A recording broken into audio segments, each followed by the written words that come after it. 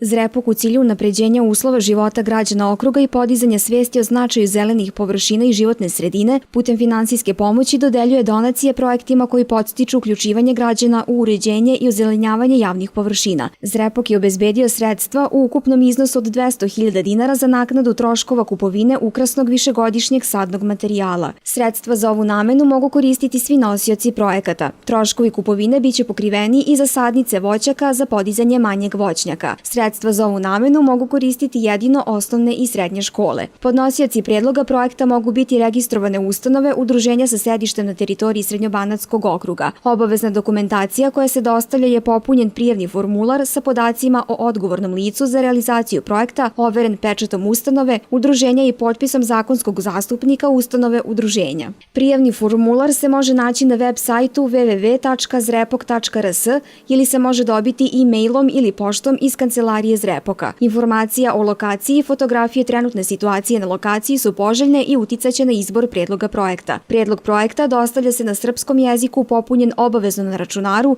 i na propisanom prijavnom formularu. Preporučuje se da u projekat bude uvršten volonterski rad. Vreme realizacije projekta sa kojima se udruženja ili ustanove prijavljuju može trajati najduže 60 dana od dana potpisivanja protokola o saradnji. Prijavni formular možete dostaviti poštom preporučeno na adresu Zrenjaninski poslovni krug Zrepok, Kralja Aleksandra I Karađorđevića 15/3 23.000 Zrenjanin. Ustanova udruženja treba da podnese prijavu u sopstveno ime i sa samo jednim predlogom projekta. Ukoliko drugo pravno ili fizičko lice podnese prijavu u tuđe ime, ona neće biti razmatrana. Pri razmatranju vrednovaće se jasna objašnjenja koja se odnose na dobrobit koji će zajednica imati od projekta, kao i na to da li predlog projekta ima realističan plan koji je moguće sprovesti, jasnu povezanost ciljeva, zadataka i aktivnosti i da li predlaže realističan budžet koji je u skladu sa aktivnostima. Odluku o donaciji donosi komisija formirana od strane Zrepoka. Krajnji rok za podnošenje prijava je 28. februara 2017. godine do 16 časova. Za ustanove udruženja čiji projekti budu bili prihvaćeni biće obezbeđena sredstva po potpisivanju protokola o saradnji. Pre potpisivanja protokola ustanove udruženja biće pozvane da pošalju dodatnu dokumentaciju o ustanovi udruženju, kopiju rešenja o PIB-u i dokaz o registraciji, izvod iz odgovarajućeg registra kojim se dokazuje ispunjenost uslova kriterijuma. Projektne aktivnosti mogu početi tek nakon što se ova procedura završi.